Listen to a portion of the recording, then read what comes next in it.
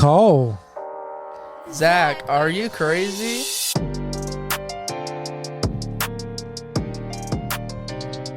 And welcome everybody to the Magnetico podcast. I am one of your hosts, Jason. I'm here with my son, Cole. What's going on, everybody? And we got our intern, Jaden, on the line. What's good? What's good? All right, let's get into it.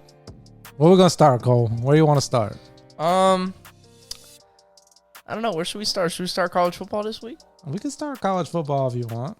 Let's go. Florida's going to get a dub at Texas this week. You think so? No, I don't. Because I'm about to say it's like plus 5,500. So No. I mean, I think they'll cover. I think they'll cover the spread. What's the spread? Like 23 points. That's crazy. 23? That's kind of nuts. I'm not gonna lie. I don't think we lose by 3 or more touchdowns. I think so. No. Jada said he thinks so. So Jada, what happened to Clemson? Oh man. The wins finally caught up to us. We lost to Louisville last week. So we just gave a leeway to a Miami ACC championship. So I think y'all be in that ACC championship with them though. oh yeah, we're still at the top of the ACC. So, What are y'all, second now? Second? Yeah, because we're 5-1 in conference play, so it's okay. What are they? 5-0?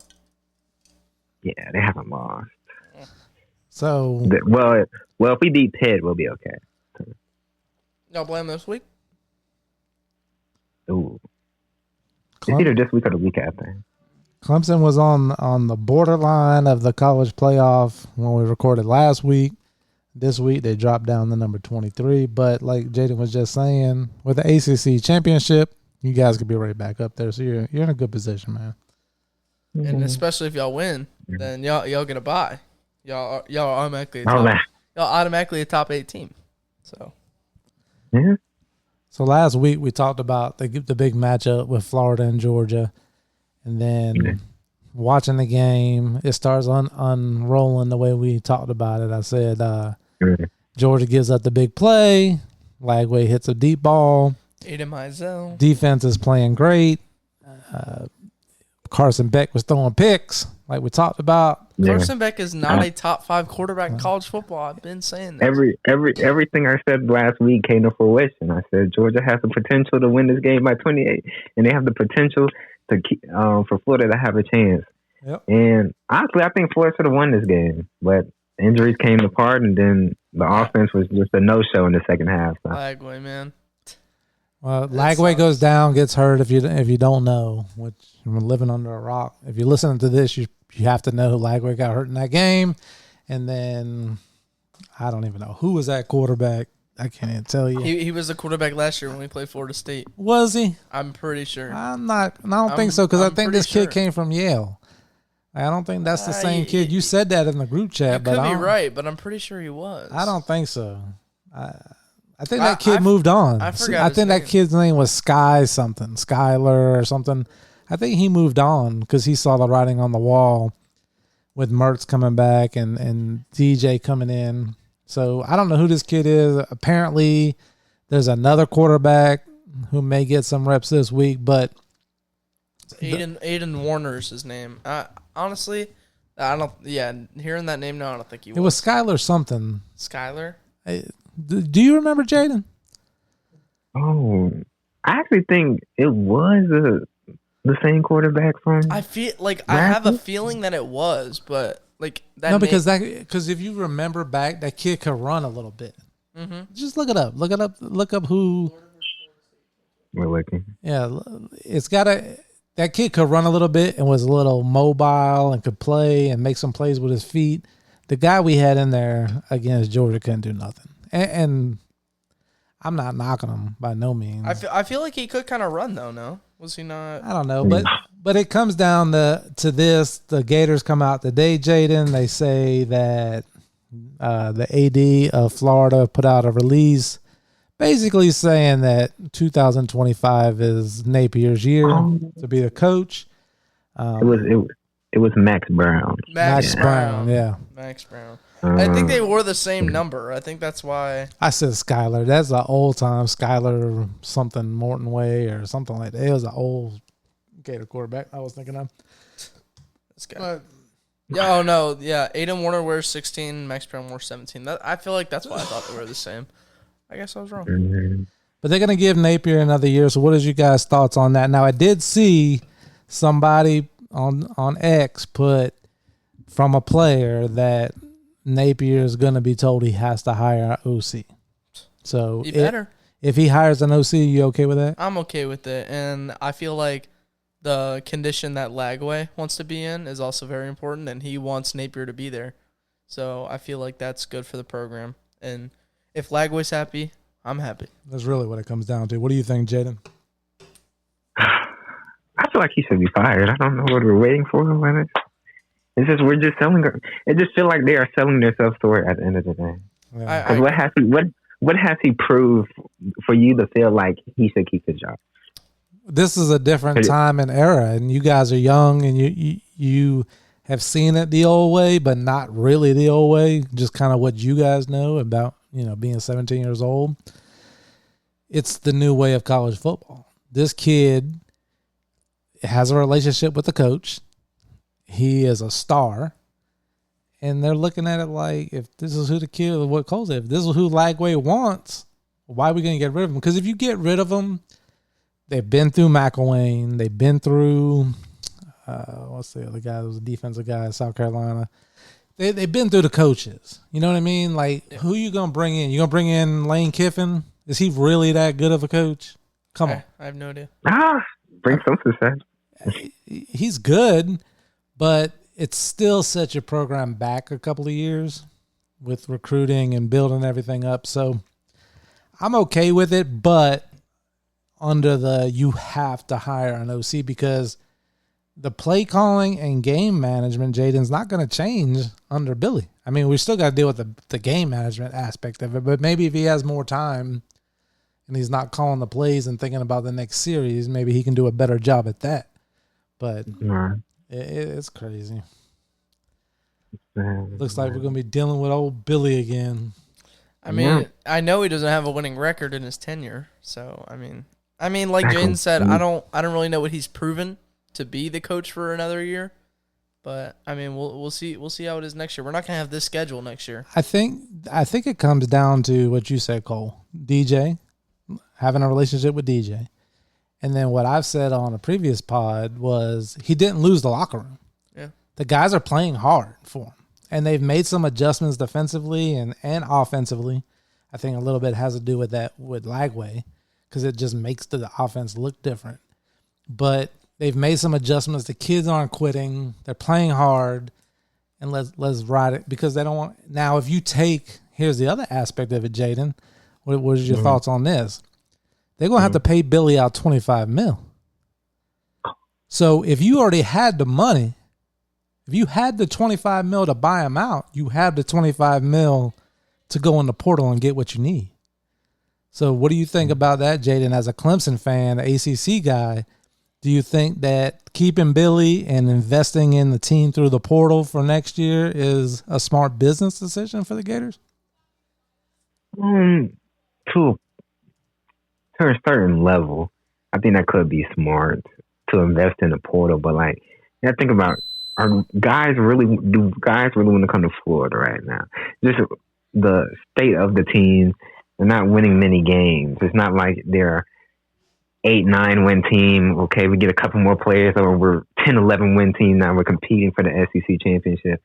I don't see as many guys wanting to come to Florida. That's why I said a hard reset now with the talent that they do have will go better for the next 2 to 3 years. So that's why I said if you fire Billy and get more of a little bit of established head coach like Lane Kiffin, in the first 1 or 2 years are going to be hard, but by year 3 or 4, I really think that Florida team is a contender in the SEC. If we just stick out with Billy, we're just going to get the same level of play every single year until talent progresses.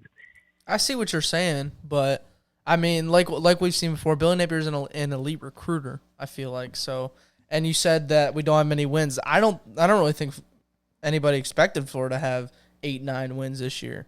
But if we did, that portal, everybody would be running the portal to come to Florida. Right, that's right. But I mean, I feel like we've been doing good with the matchups that we've been given. So yeah. You guys are on.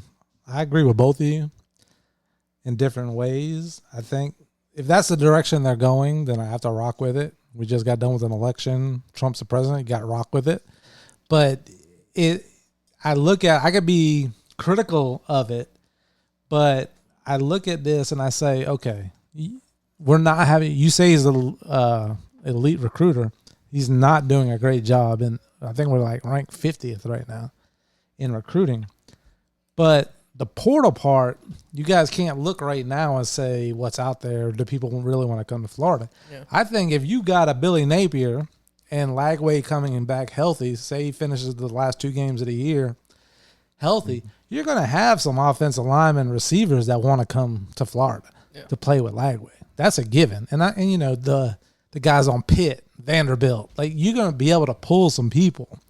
So I think, and then looking at next year's schedule, guys, not an easy schedule, but a little reprieve from this year. They start off USF Bulls. They go to Miami. They play Florida A&M Rattlers, Georgia Bulldogs, Florida State Seminoles, Mississippi State, Tennessee, Texas, Kentucky, LSU, Ole Miss, and Texas A&M. Not in that order. Not in that order. And I say it's a little bit, but it's still a tough schedule. Yeah. It's literally like around the same schedule, actually. I mean, you throw it in Florida A&M in there, Florida USF A&M instead of UCF. Florida A&M's like Samford this year, and then USF's like UCF this year. Yeah, so I mean, it's still going to be a tough schedule. But we don't play Texas next year, do we? Yeah, we play Texas at home though, because we go to Texas this weekend. So sure. I'm torn. I'm good either way, but so are we just gonna have a schedule like that for like the next 5-10 years? That's the SEC now, right? I mean, Oklahoma got away with it this year. I don't know how. They didn't play that tough of a SEC schedule for being a first year in the league. They're just not a good team though. And they're still like 4-4. Yeah, they're just not a good team though. But I mean, yeah, that's going to be the SEC moving forward, man. It's tough. You got to play. You guys see they were talking about doing its own kind of league kind of thing. So you got my phone. I forget. Lance and Seneca texted it. It was a group looking, some investors. They're trying to break away from the NCAA and kind of have their own college football type thing. I don't know where the money's coming from, but yeah, that just sounds dumb. That just sounds stupid. Yeah, I mean, you can't really compete with college football. Like, what are they going to take D2 schools or something? Like, I don't know. I said I didn't think it was going to work. Yeah. I figured I'd bring it up in case you guys seen it. I had no idea. I mean, obviously it's not, the search isn't going well because I haven't heard of it, but yeah, that just sounds dumb to me. Let's jump over to baseball. I have an inside source that's telling me that the Mets are going to offer to make Juan Soto the highest paid baseball player ever. So let's just call it $701 million. Is Juan Soto worth $701 million to any team? Forget the Mets. To any team, is he worth $701 million? We got to look at it, right? We got to look at it. So Juan Soto's 25. That is 5 years younger than Shohei. He's 5 years younger than Shohei. He's a phenomenal hitter. Probably top 3 hitter in the league. Maybe. Top 3 hitter in the league. He's only 25, like I just said 2 times already. And he's only going to get better. He's only going to get better for the next 7-8 years. So maybe, but they're talking about Shohei. Shohei's the best player in baseball right now, and he's going to be pitching next year. Shohei's worth that $700 million. Juan Soto, I feel like he's worth a lot of money. Like around 500, 600. I don't know about 700. Jaden, what do you think? Yeah, I agree with Cole. I think 25, not really at the peak of his powers yet, and he's still a top 10 player in this league. So yes, I understand the 600, but $700 million. That means that you're breaking. Well, $700 million. I mean, really, there is no salary cap. But like, you're you're literally saying, hey, if you're just not the best player in the league in the next like 5 years, like, what are we doing? Because we just basically gave our whole entire franchise to you. So I understand it's 500, 600 million, but 700 million, I think only one player deserves that. And of course, Cole said it, and that's Shohei. I disagree with both of you. I would give Juan Soto $800 million for 10 years. Oh. You just want us to enter bankruptcy. It's not entering. Listen, the way that these front offices and agents can structure a deal, it's not breaking the bank. The Dodgers gave 2 players $1 billion. The money's there. The revenue of making up with advertisement deals and all the things that a front office can do around that player, they're not going to lose money on it. And what I feel, why I say I'll go 810 years, at 35 years old, you're still going to be getting a DH of Juan Soto for the last 3 or 4 years of his contract. You're still going to get a productive player 10 years from now. I don't know 10 years from now the return on Shohei is going to be there. They're paying for the next 5, 6, 7 years. Because how old is Ohtani? 30. He's 30, right? So he just signed the deal, 10-year deal, right? So they're not going to be expecting much from him 37, 38, 39, 40 years old. Well, at that point, he's going to be DHing. Like exactly, but you're still not going to be expecting him to be Shohei Ohtani at 37, 38, 39, 40.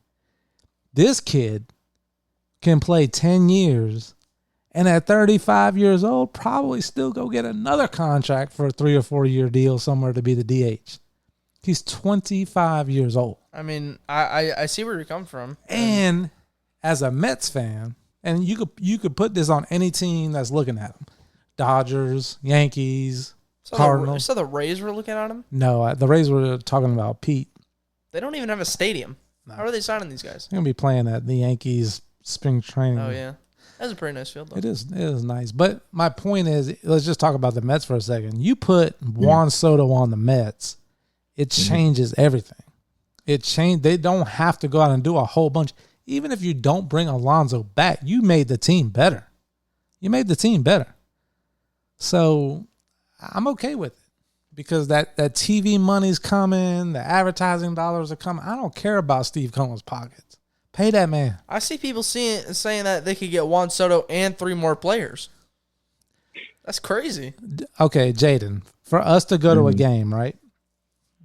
Forget about mass transit like me and Cole did last time. That's kind of cheap to get to the game. It's only like $240. To get there and back is kind of cheap. It takes some time. But if I was to drive to the game, it's like $100 worth of tolls.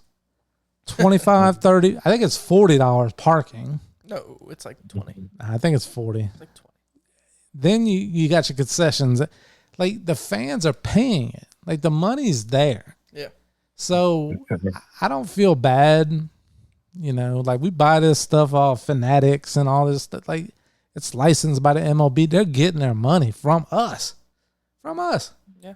So pay that man. He's the best baseball player that's available. Go get him. You want to win? Go get him. I mean, Ron Darling, shut up, Ron Darling. You're showing your age. Talking about it. You probably don't know Jaden. He's an ex-pitcher for the Mets, the broadcast guy for the Mets now on SNY. He said one player doesn't make a difference. Bullshit.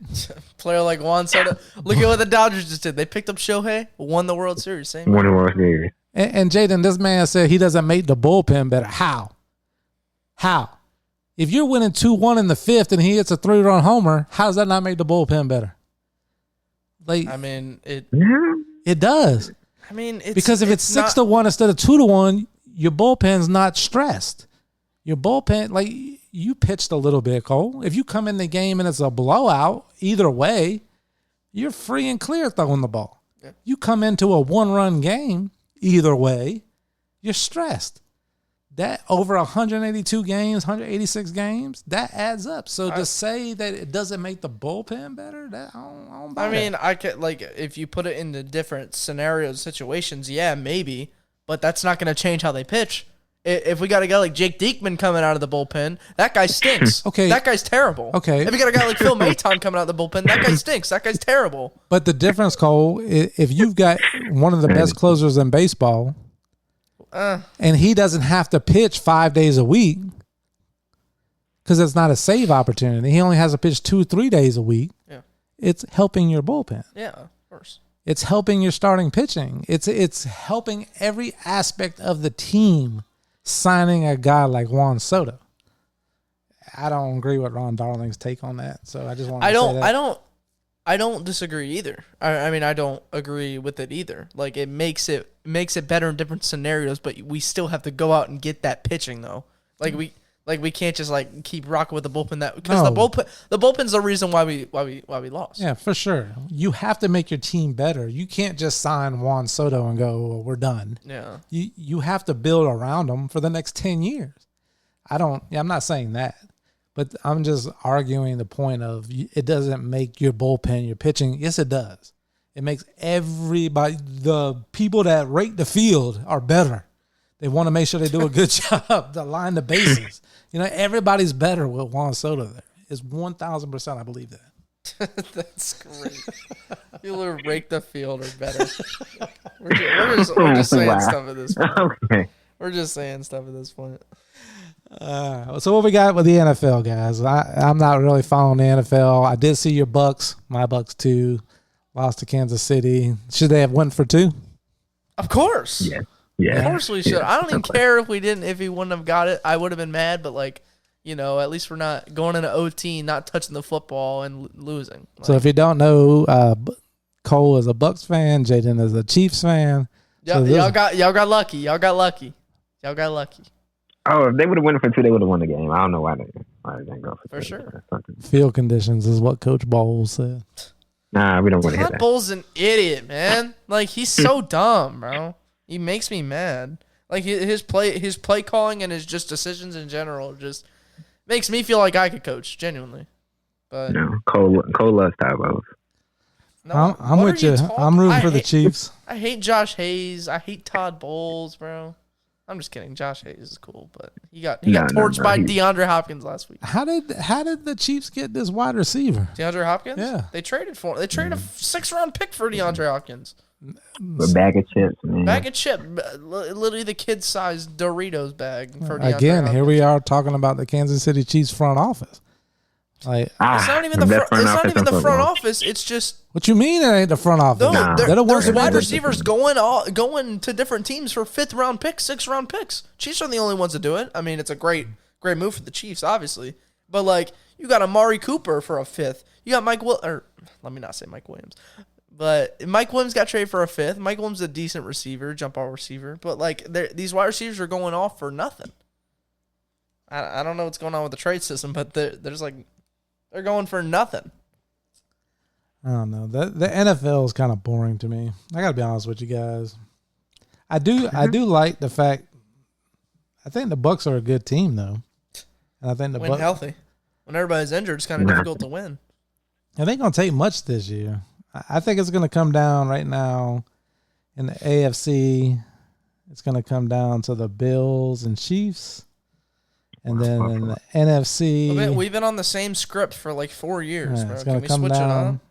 I don't know. In the AFC, outside of Detroit and Minnesota, who are in the same division, I don't know, guys. Who is the sleeper team in the North or South or West that may jump up there and give these guys some competition when we head into the playoffs? The Commanders. Washington, huh? The Commanders. Commanders 7-2. Hey, bro, how can the Bucs beat the That's Commanders, the Lions, the Eagles? Is there any team in the South or the West? Because you got the Falcons, maybe the Falcons at 6-3.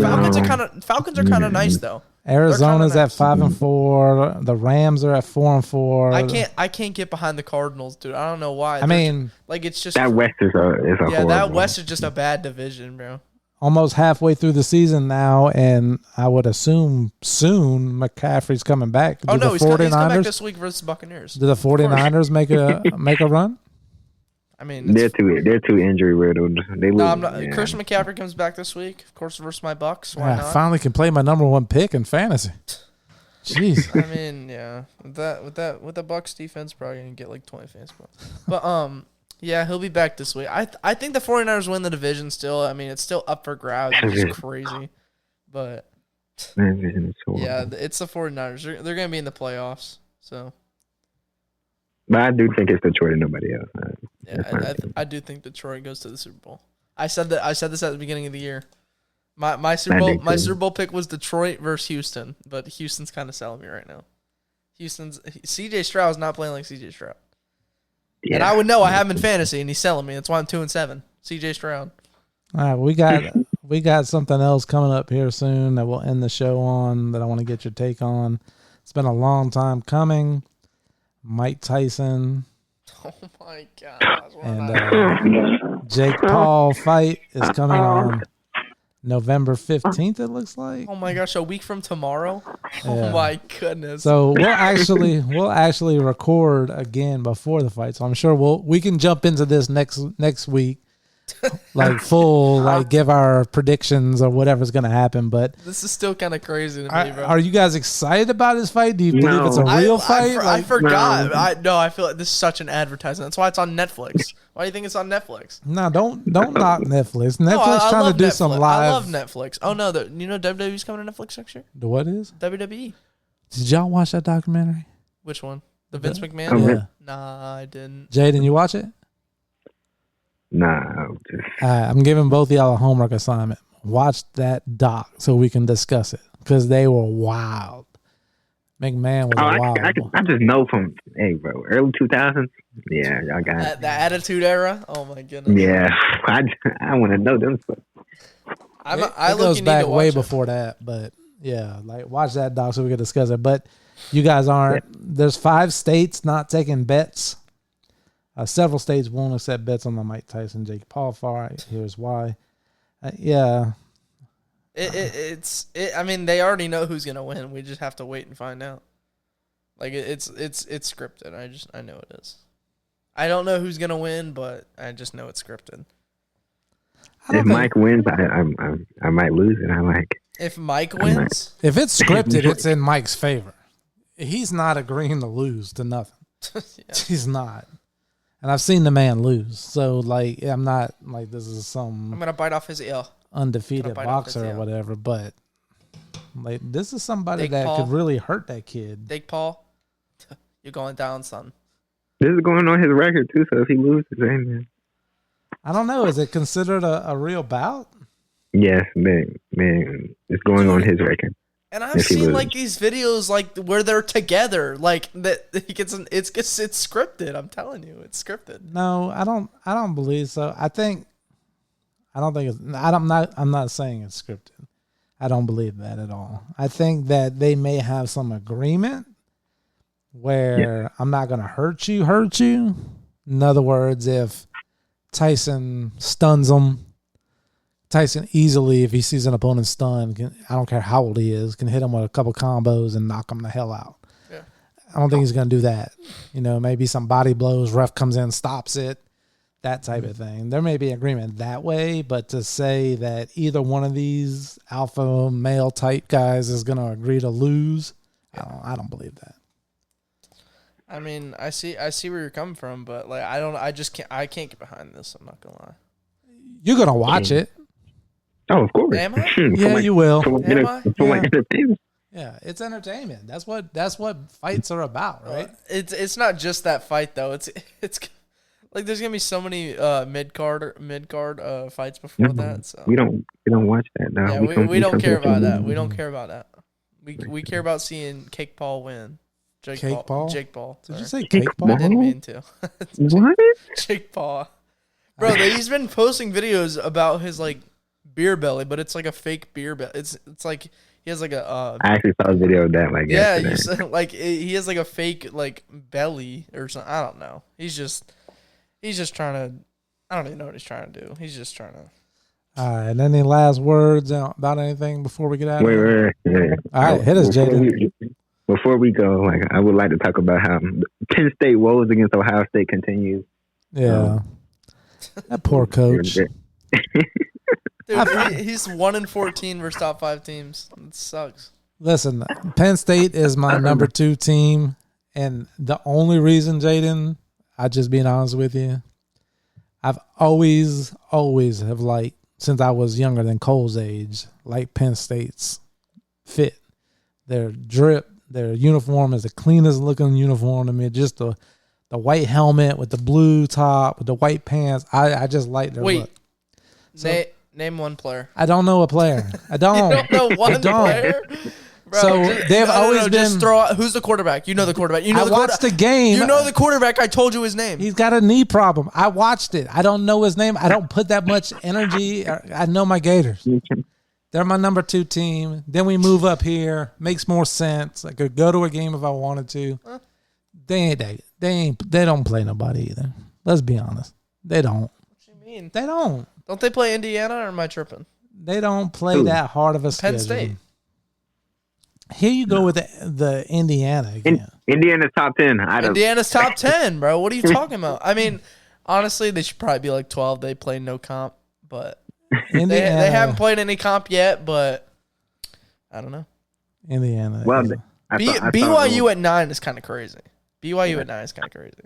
No, BYU is at 4. No. They're at 9, but like they're saying that they're going to win their conference. But like they haven't ranked. They're basically 4.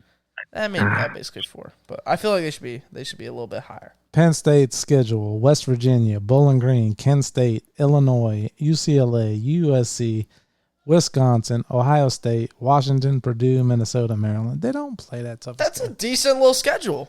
That's a bad schedule. Yeah, they got 2 ranked opponents, Cole. Illinois and Ohio State. That's it. Oh, they play Illinois. Yeah, Illinois at the end of the year. Or not at the end of the year. They played USC, though. They played Illinois already. USC has been horrible in the Big Ten this year. So I correct myself. They beat Illinois 21-7. No comp, right? They just beat a ranked team. One ranked team, and they lost to the other, and that's it. So, no, I'm not. Hey, they put up a good fight, though, versus Ohio State. Your uniforms are clean. I root for you, but you're not winning nothing. Just like Indiana's not winning nothing. Okay. Oh, wait, no. I did see a stat the other day. They compared Indiana this year to Georgia last year. Their strength of schedule is almost identical. Georgia was 100. Indiana this year is 103, and Georgia was second-ranked team in the country. So okay, but you're missing. You're missing the point. You're missing one. Georgia. You're missing one major point there. Let me read Indiana's schedule to you: FIU, Western Illinois, UCLA, Charlotte, Maryland, Northwestern, Nebraska. I'll let you know when I get to a ranked opponent. Washington, Michigan State, Michigan, Ohio State. They only ranked opponent on their schedule. And they play them this week? Now, what you saw, Jaden, what you saw, a comparison, the strength of schedule, I 1,000% agree that that's what it was. But Georgia's they're built for this. They're built, they still, just because the schedule may have been weaker that year from the teams they played in the SEC, they still had tough-ass games on their hands against SEC opponents. Charlotte, Northwestern, Nebraska is not doing it, and they won these games put some big. Respect on Indiana's name, man. Well, okay, so we're knocking on them because they're winning games they're supposed to win. I'm not. Nobody's knocking. My thing is, guys, I want to be clear here. I'm not knocking on Indiana, and I'm not saying that Indiana doesn't make a deep run. Yeah. But when you get into the college playoff with a 12-team playoff, you're going to have to win, 4 games? 3 games? Well, yeah. You get a bye. Depending on their seed. Right? Well, so if they have a bye, they only need to win 3. You're going to have to win 3 or 4 games, right? Mm-hmm. And those 3 or 4 games are going to be against ranked opponents. You're not built to go on a 3-game stretch of ranked opponent wins. You haven't been preparing for years as a program to do that. And that's not their fault, though. No, it's not. And this is where the playoff's going to be different. This is the first year, so we're groundbreaking with this. We're going to be able to see it live and unfold. You could get into the the BCS and win a game the last few years, Washington, and get to that championship game, then have to do it again, and you may get through it. Doesn't happen often. TCU. SEC teams end up winning because it's very hard to win 2 games in a row against ranked opponents when you ain't supposed to be there. That's where I put Indiana. That's where I put Penn State. That's where I put these teams right now. Until they do it year in and year out, it's hard to go on a 3 or 4 game run. I see what you're saying. I'm just ready to see a college football playoff home game. That's gonna be cool. Yeah, that will be kind of interesting. Hey, Boise State is 12. So, yeah. Now Boise State if Boise State makes the playoffs, Genty's the Heisman. Yeah, Boise State got that running back. They've been there before. Genty is the Heisman. But I'll tell you this: if Boise State and Colorado both make it, then we'll have a conversation. No. Then we have a conversation. If Colorado make the playoffs, it better be undisputed who's the Heisman Trophy winner. No question. No question. If Colorado was 1-11 2 years ago, think about that, bro. Deion Sanders bringing in these guys for a reason, bro. Deion Sanders changed the complexion of this program because his name is Deion Sanders. That is prime time. We are ending the show on that note. We can talk about Colorado next week. Thank you, everybody, for listening. This is the Magnetico Podcast. Why is Baker Mayfield not at practice? Peace. Peace.